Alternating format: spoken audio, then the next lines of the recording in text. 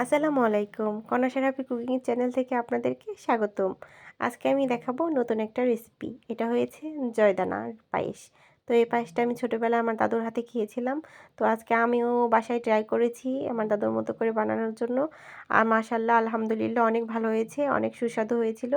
তো জয়দানাটা প্রথমে আমি ময়দা দিয়ে ২ আঙুলের হাতের সাহায্যে ছোট, ছোট করে একটু, একটু করে সেমাই পিঠার মতো তৈরি করে নিয়েছি। আর এটা রৌদ্রে শুকিয়ে নিয়েছি। এখন আমি জয়দানা রান্না করার জন্য কি কি লাগবে চলেন দেখে নিই। এখানে আমি প্রথমে দুধটা ঘন করে নিয়েছি, তারপরে দিয়ে দিলাম পরিমাণ মতো চিনি আর দিয়ে দিলাম একটা এলাচ। এখন আমার ভালোভাবে দুধটা আবারও জাল করে নিতে হবে। দুধটা ঘন হয়ে গেছে, এখন আমি শুকনো জয়দানাগুলো দুধের মধ্যে দিয়ে দিলাম। এখন আমার ভালো করে একটু নেড়েচেড়ে দিতে হবে যাতে জয়দানাটা নিচে লেগে না যায়। দেখেন আমার জয়দানাটা ঘন হয়ে গেছে, তো সুন্দর হয়েছে। এখন আমার জয়দানাটা হয়ে গেছে, এখন আমি একটা বাটিতে ঢেলে পরিবেশন করে নিব।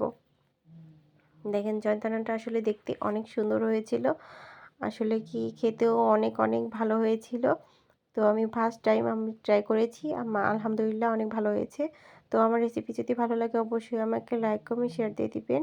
আর এভাবে আপনারা আমার সাথে অবশ্যই থাকবেন, তাহলেই আমি এগিয়ে যেতে পারবো। প্লিজ আমাকে বেশি করে ফলো দিয়ে দিবেন। আল্লাহ হাফেজ।